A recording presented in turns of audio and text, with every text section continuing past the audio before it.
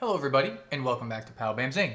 My name is Carl and this is going to be sort of an unboxing slash kind of a exploration into the Raidmax RX300-XT. This is a simple, very low-end standard power supply that I picked up for about 25 bucks for a PC repair that I'm doing for a friend. So without further ado, let's get started and see what comes in the box. For 25 bucks. Let's see what we can get for 25 bucks.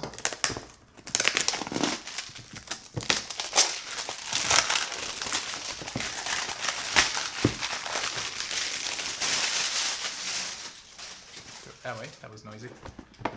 Okay, so on the back here, it actually shows, I don't know if you can see it or not, but this is the model tree right here. You got the RX300-XT, RX400, and RX500, and so on. And this one actually does not come with any PCIe, neither the 6+2 nor just the 6-pin connector.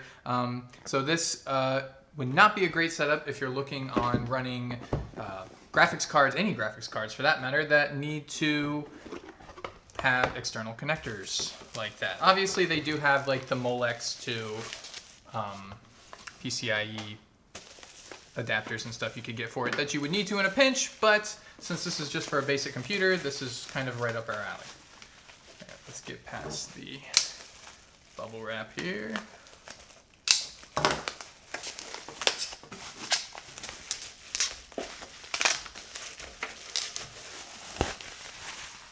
All right, here we go. Wow, it's light.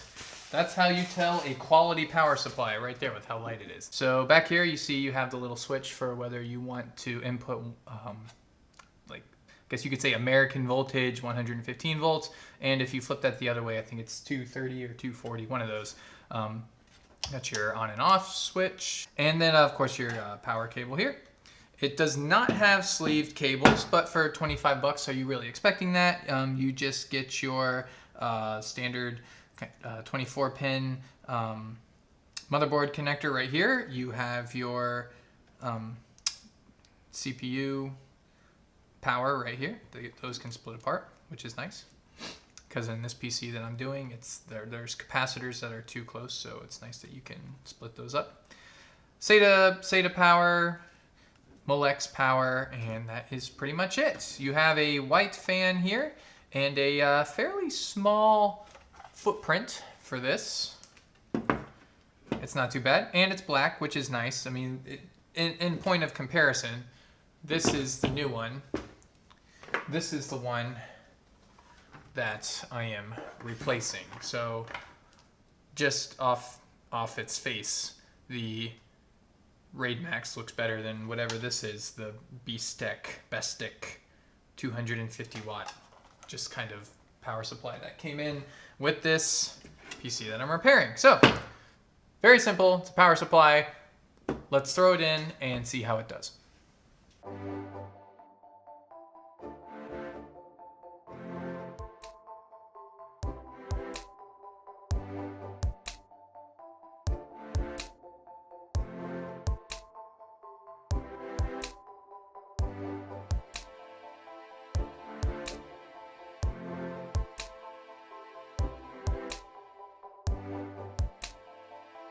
So here we have it. The power supply is completely installed. It doesn't look the greatest. I will admit it was hard for cable management just in general. These old and even new kind of prefabricated computer cases really don't have any room for cable management in the back, so you have to make do with what you do. But I kind of try to trace it around and make it all look as good as possible, which, you know, for in this kind of situation doesn't really exist. But it's all plugged in, the power supply is plugged in, the switch is on.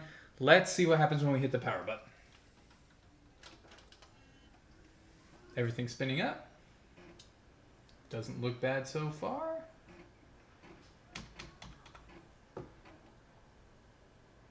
Sounds like an old computer. And we are in the BIOS. Sweet. All right, so it looks good. Nothing exploded or sparked. This power supply seems to, for the 5 minutes that it's been in the system, work perfectly as intended. To be honest with you, I don't know that I would spend more than $25 or $30 to repair a 10 or 12-year-old PC, but if it is important to you, and you have data on your hard drive, or simply just don't want to buy or don't need a brand new computer, this sort of option might just be right up your alley. So I hope that helped you guys, whether you're looking for a cheap power supply, or you're just curious about this brand and this model in general. I will see you all next time on Pal Bam Zing. Thanks for hanging out. Have a great day.